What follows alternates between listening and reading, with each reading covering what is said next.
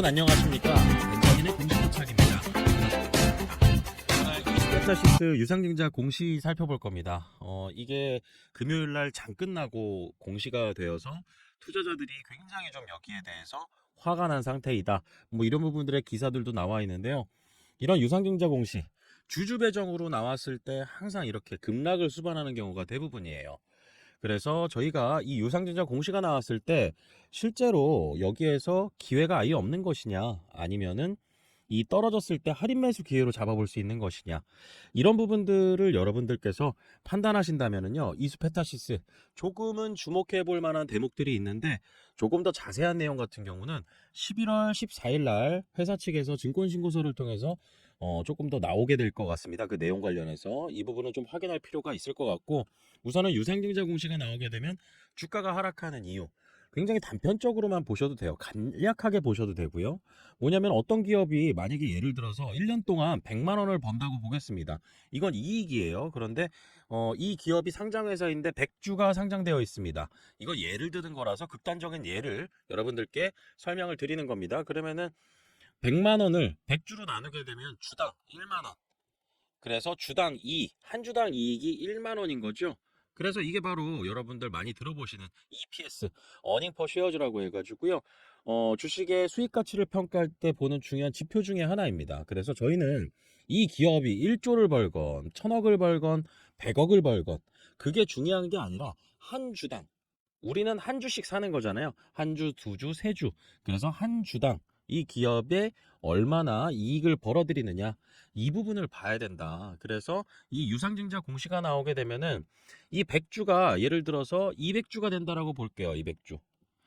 그러면은 이 1만 원의 EPS 주당 이익이 5,000원으로 줄어들게 되는 거죠.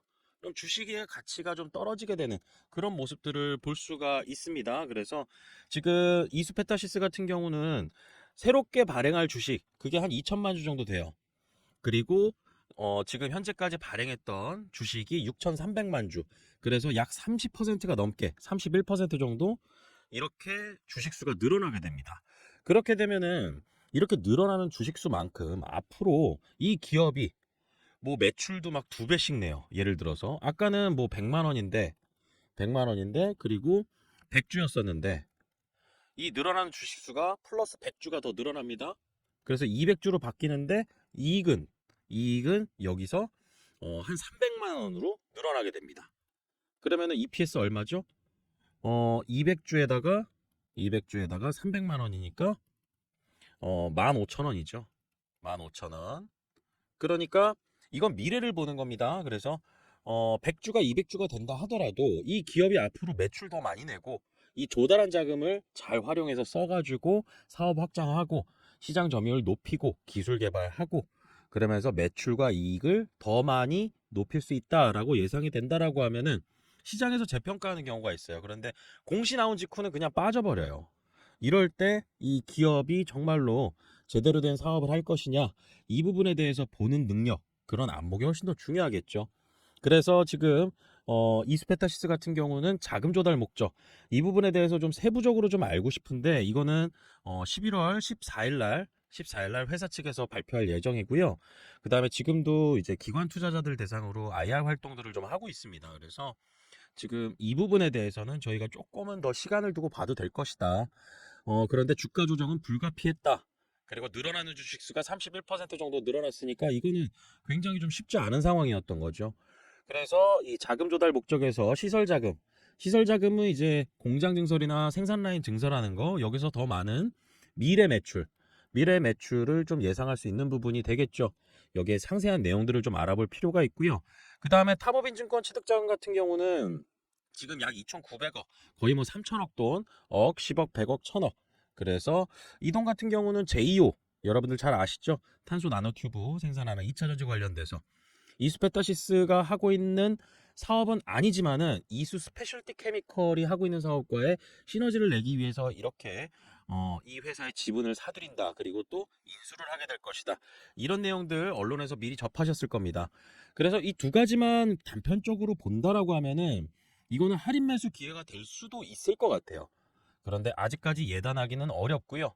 그 다음에 여기서 여러분들께서 이제 앞으로 여러분들께서 주가 변동의 주요 일정을 좀 체크해 보시는 게 되게 중요합니다. 우선은 여기 보시면은 2024년도 12월 17일 이때가 신주 배정 기준일입니다. 신주 배정 기준일이 뭐죠? 이 신주를 배정하는 그 기준이 되는 날이고, 이날 주주명부 열어봅니다. 주주명부.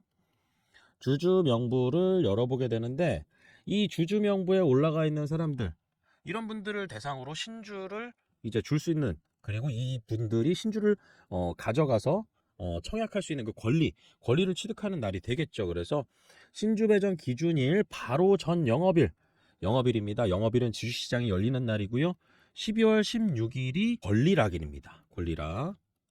권리락일이라고 해서 이날은 주식을 시장에서 매수한다 하더라도 신주를 배정받을 수 있는 권리가 없다. 그래서 그런 권리가 떨어진다. 떨어질 낙자를 써서 권리락일이라고 하고요. 대체적으로 이 권리락일 이전에 매수세가 좀 들어오는 경우가 있어요. 이거는 그냥 평균적인 것을 말씀드리는 거고, 상황을 봐가면서 이제 저희는 확인을 해야 됩니다. 하지만은 대체적으로 권리락일 직전에 한 일주일 정도를 두고 기관이나 외국인들 이렇게 신주를 배정받을 수 있는 권리를 취득하기 위해서 이렇게 들어오는 경우들이 좀 있다. 그런데 이건 추이를 좀 봐야 된다. 그래서 권리락일 직전에 어떤 주가 흐름을 좀 봐야 되고요. 그게 바로 12월 16일이고요. 그 다음에 또 중요한 거, 신주 발행가액이 지금 예정 발행가액으로 27,350원입니다. 이거는 아직 이 예정이라는 뜻이죠. 이게 공시가 앞으로 어떻게 나오냐면, 예정 발행가액은 최초 유상증자 공시가 나오게 되면은 이때 나오게 되고요. 그 다음에 추가적으로 1차 발행 가액이라는 공시가 나옵니다. 1차. 그래서 이 계산하는 공식이 공시에도 다 나와 있습니다. 1차 발행 가액 여기 관련해서 공시가 또 나오게 되고, 그 다음에 2차와 플러스 확정. 2차 발행가액 나오는 날 확정 발행가액이 계산이 돼요. 그래서 확정 예정일이 2025년 2월 3일로 되어 있는데요.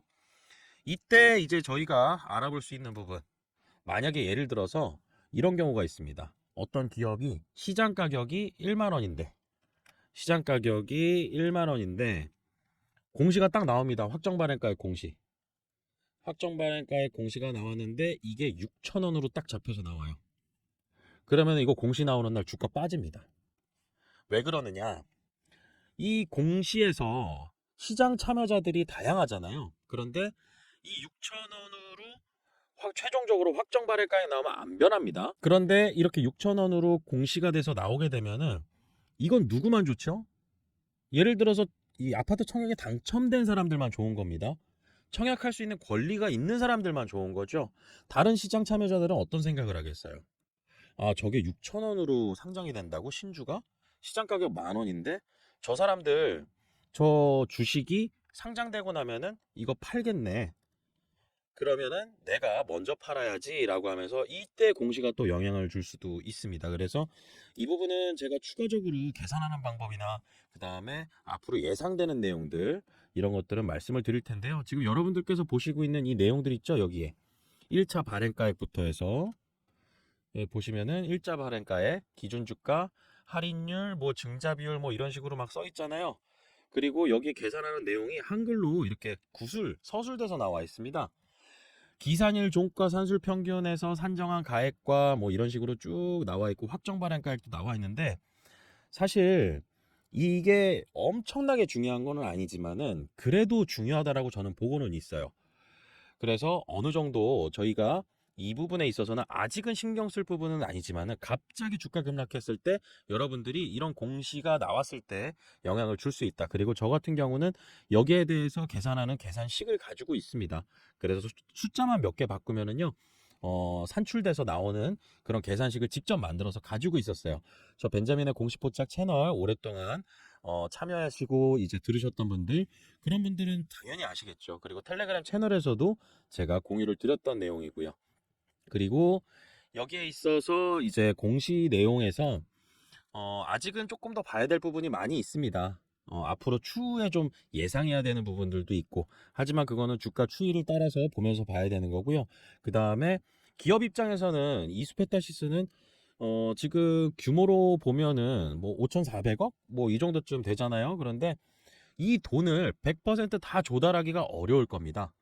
다시 말하면은 이 5,400억이라는 돈을 오롯이 다 이렇게 공시를 냈다 하더라도 실질적으로 최종 확정 발행가액이 얼마이냐에 따라서 달라지거든요. 왜냐하면은 여기서 변하는 게 하나가 있고 변하지 않는 게 하나가 있어요. 그래서 여기 보시면은 신주의 종류와 수, 새롭게 발행하는 종류와 수, 이건 안 바뀝니다. 그래서 이렇게 2천만 주 정도, 이건 안 바뀌어요. 그런데 뭐가 바뀌냐? 가격이 바뀌는 거죠. 가격. 확정 발행가액이 얼마냐에 따라서. 그래서 이렇게 곱한 걸로 최종적으로 얼마를 조달할 수 있느냐. 기업 입장에서는 기왕이면은 같은 주식수를 발행한다 하더라도 가격이 높다면, 확정 발행가액이 높다라고 하면은 더 큰 돈을 조달할 수가 있는 겁니다. 그리고 버퍼를 또 마련해 놓을 수도 있는 거고요. 그래서 미달한 돈으로 이거보다 적은, 최초 공시보다 적은 돈으로 자금을 조달하게 된다라고 하면은 추가적인 어떤 자금 조달 비용이 또 발생을 하게 되겠죠. 그래서 확정 발행가액도 계산할 때 어떤 특정한 날짜나 이런 거에 맞춰서 계산이 산출되는 그 날짜에 맞춰서 기업이 어떤 호재를 터뜨리는 경우들이 종종 있습니다. 이런 부분들은 나오게 되면은 제가 업데이트하는 곳이 있는데요. 바로 텔레그램 채널입니다. 텔레그램 채널에 여러분들 요거 기억하시는 분들 많이 계실 거예요. 9월 5일날 9월 5일날 에코프로 HN 주가 급락했을 때 올려드렸던 그 내용입니다. 에코프로 HN 2천억 규모 주주배정 유상증자 결정. 그래서 다음 영업일에 마이너스 14.13% 하락했습니다.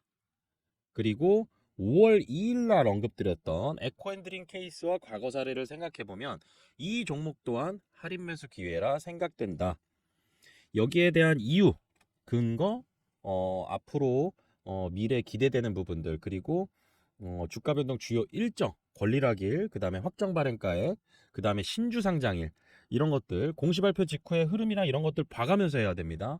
그래서 이 종목 같은 경우도 주가 빠지고 난 다음에 상당히 많이 올랐어요. 상당히 많이 올랐습니다. 그래서 할인 매수 기회가 됐던 그런 케이스였고요. 에코앤드림도 마찬가지입니다. 에코앤드림 여러분들 에코프로하고 관련 있는 기업이나 이런 것들은 아닙니다. 다른 회사예요, 아예. 그래서 이 에코앤드림은 전구체 만드는 회사죠. 2차 전지의 이 전구체 만드는 회사는 에코프로 머티리얼즈가 에코프로 그룹에 있고요. 에코앤드림은 다른 회사입니다. 그래서 에코앤드림 같은 경우는 제가 어떻게 말씀을 드렸었냐면 이때 당시에 유상증자 공시가 나오고 주가가 또 급락을 했었어요. 5월 2일입니다. 5월 2일. 이때 1200억 규모 주주배정 유상증자 공시 나오고 늘어나는 물량이 한 29% 정도, 30% 가까이 된다. 이게 늘어나는 물량이 많으면 많을수록 주가 하락하는 폭이 여기에서 좀 연결이 되거든요. 그래서 이때는 에코핸드링 같은 경우는 29.7% 하락을 이 늘어나는 주식수가 29.7% 정도 추가로 늘어나게 되고 이게 바로 주주가치 희석에 영향을 준다라는 거고. 할인 매수 기회가 될 것이냐라고 해서 이 부분에 대해서 제가 언급을 좀 드렸던 적이 있습니다. 그리고 이런 내용들을 여러분들께서 날짜별로 히스토리가 다 남아 있거든요. 그래서 지금 주식하는 사람들 텔레그램 채널 제가 같이 운영을 하고 있고요. 여기에 이제 제가 이런 것들 하나 올렸습니다. 벤자민이 직접 작성한 공시검색 종목 발굴법 유상증자편. 이 자료가 있는데요. 이 자료를 여러분들께서 이 텔레그램 채널에서 다운로드해서 확인하실 수가 있습니다. 제가 직접 작성한 거예요. 2024년도 7월 30일 그렇게 오래 안 됐고 책을 쓰는 준비 과정에서 간략하게 좀 만들어 봤습니다. 유상증자 공시가 나오면 투자자들이 굉장히 힘들어합니다. 왜냐하면 공시 보는 것도 어렵고 그 다음에 이 공시를 바탕으로 어떤 내용들을 파악을 해야지 투자 기회가 될 것인가 이런 부분들에 대해서 제가 쭉 목차와 그 다음에 간략하게 11페이지 한 12페이지 이렇게 해서 만들었거든요. 그래서 직접 작성한 자료입니다. 그래서 여기에 주주배정 유상증자가 무엇이냐 3자배정 유상증자하고 이렇게 나오게 됐을 때 왜 주주배정 유상증자 공시만 나오면 주가가 급락하나 반면에 삼자 배정은 올랐을 때 어떤 이유로 오르나 여기에 있어서 좀 케이스 두 개 일진전기 사례 주주 배정 유상증자 그 다음에 이 공시가 나오고 난 다음에 6개월간 156% 상승한 케이스였어요. 일진전기 같은 경우. 그리고 삼자 배정 다시 말해서 다른 어떤 제3자가 이 들어와 가지고 이 회사에 투자한다라는 거죠. 새로운 주식을 가져간다라는 것이고 그리고 공시 이후에 약 3개월간 360% 상승했던 레인보우 로보틱스. 여기에서는 이 삼성전자가 굉장히 커다란 그런 영향을 주었었고요. 당시에 이 레인보우 로보틱스 삼자배정 유상증자 이 차이와 그 다음에 제가 중요한 거 권리라기를 설명도 해놨으니까요. 이런 부분들 여러분들께서 텔레그램 채널 참여하시면 확인하실 수가 있습니다. 그리고 최근 들어서 계속 올라오는 어떤 투자 시장의 이슈 이런 부분들 계속 여러분들께서 업데이트해서 확인해 나가실 수가 있고요. 그 다음에 이 텔레그램 채널 참여하는 방법 굉장히 간단합니다. 제가 여러분들께 영상 올려드리잖아요. 그러면은 영상 댓글에 고정 댓글에도 이렇게 텔레그램 링크 있고요. 그 다음에 영상 설명란에도 여기 텔레그램 링크 입장 링크 있습니다. 그래서 이걸 클릭하시게 되면은 여기에 조인 채널 버튼 눌러서요.